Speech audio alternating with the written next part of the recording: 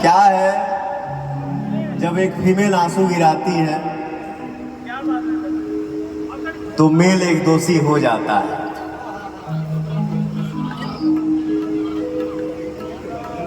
और रूप भाई बोल लेने दे, कोई दिक्कत नहीं है। एक फीमेल जब आंसू गिराती है ना बेटा, तो मेल का कंधा दोषी हो जाता है। लेकिन और इसका और दोषी क्यों हो जाता है, क्योंकि ये पहले से ही दागदार है, तो मैं किसको सफाई दूं। लेकिन बाप दादा कह गए हैं, दीवाल का भी कान होता है, एक न एक दिन सच्चाई सामने जरूर आएगा।